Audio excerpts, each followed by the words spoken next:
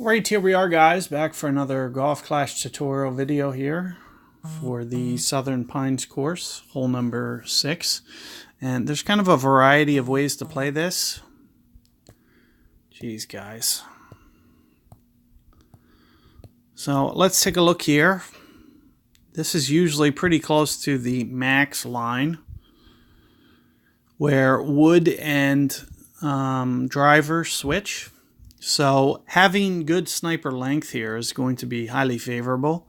However, you can get away with a very low level. So I'll probably, keep it down right around a 7 that you can get away with. It's kind of the top shot to go with here.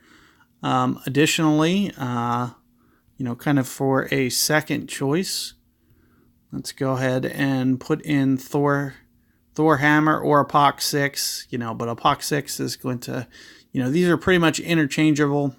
However, it's just so much easier to have Thor's Hammer that we really don't, put much priority on Apoc 6 being high up on the list for Tor 9. I'm just assuming that you're 99% through this point with that club. So, next would be a Guardian, and it doesn't need to be anything too high or anything. Guardian 4 we can get away with. Something that has a little bit of topspin and length is pretty much more or less what we're going to be looking at. What I try to do for the most part is I try to set up as max as I can. It makes the shot easier. The more that I can pull that sniper, the better. So, even with a berserker ball, for instance, it makes this shot even that much easier. The more you can get up in that neck, the more backspin you can apply, which makes it easier. Otherwise, you're going to have to use topspin. So in most situations, but you have to pay attention because, it's going to vary from club to club. But,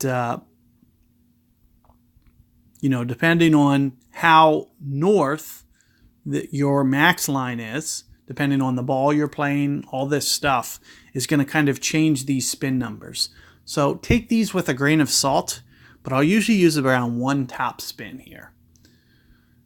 And that's assuming that, the max kind of, and you can use your ball guide. Here's what you want to see. So here's what you're looking for. So there's a specific thing that I like to see that's just kind of rolling up, and you can see it coming back down, hooking, kind of like this on a sniper. Now keep in mind, you can't always use this ball guide like this, but this is topspin wise what you want to do. Now you're going to have to consider in wind effect. So if your wind, this will just let you set the power. So the most important thing you want to be looking at here is this top point, this little top point, because that's what's going to need to change. In a side wind, the only thing you need to do is get it set to that much power. However, you're going to need to do some things with your ball guide to offset it in order to actually get it to look like this after the wind plays. So you can't just set your ball guide like this and say, oh, I'm going to hit this close. Like, that's not how this works. The higher the wind gets, the harder this shot gets, because you got to start anticipating wind effect. You'll have to use some side spin. What I usually do is I use as much right spin as I can, and I'll try to tweak it with my curl to offset the guide. So if it's a side wind to the right, then I'll try to counter it with left, or I'll try to take off some of my spin. If it's a side wind to the left, then I'll need to add some curl in addition to 3 side spin. So you're going to need to use a variety of different techniques to try to offset to get this, the ball guide line to actually look like this. So it's not going to just naturally happen.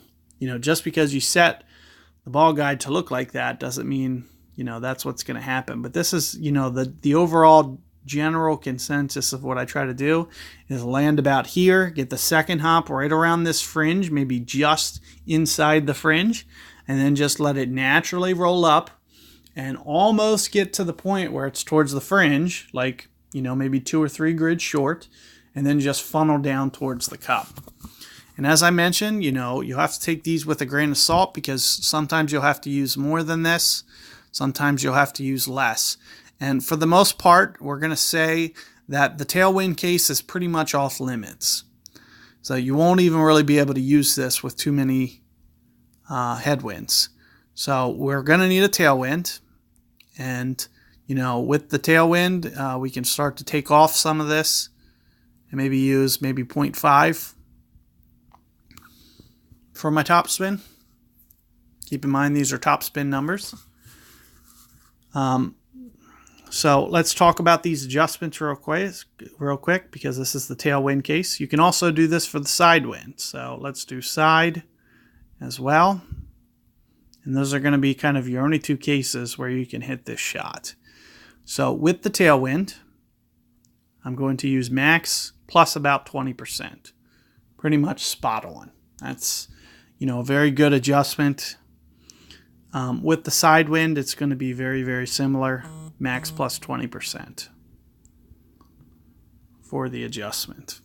For the headwind, we're not even going to have a case for this. So we're going to have to change clubs and go about this a different way. So that's where the Thor 3 Epoch 6 comes in. If you have to get away with an extra mile, you're going to have to just crank up your backspin as much as you can. I can put that down here, but it's really not going to be a very good option because you're really going to limit yourself to the backspin, and 4 backspin is very, very tough for this shot. So Thor's hammer is going to be kind of the way to go for this hole. So let's take a look here.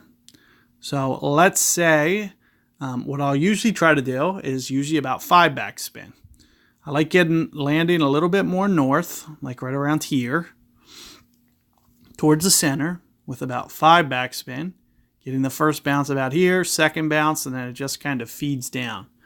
Full backspin kind of, cranks it up a little bit too much. So let's go ahead and, for this case, these are going to be backspin numbers. And for all headwinds, we're going to kind of do this for our shot. So one of the things we can do is we can start to come off of it just a little bit, maybe 4.75, and then 4.5 in this situation. Now we can start to, alternatively, we can start to crank these up, and I'll get these a little bit closer to maybe 5.5 in the tailwind situation. Maybe even 6 for this one. Very, very close. It's the one time where you can really start to crank it up a little bit because those ball guide expansion is going to happen. So let's talk about the tailwind case. It's very, very tough to do the tailwind case because you'll usually be pulling right towards min. However, I still play at max because it's going to have that extra carry, plus it's downwind, downhill. So I'm still going to play at max there. In this case, I might play it with the side wind. I might play it max plus. It's tough. Maybe still just max. It's pretty good for that. And in the headwind, we're going to need to go beyond max. So maybe max plus 10, max plus 15, for instance. In these situations. And, we'll have to go well beyond our max adjustment. And similar things going to apply.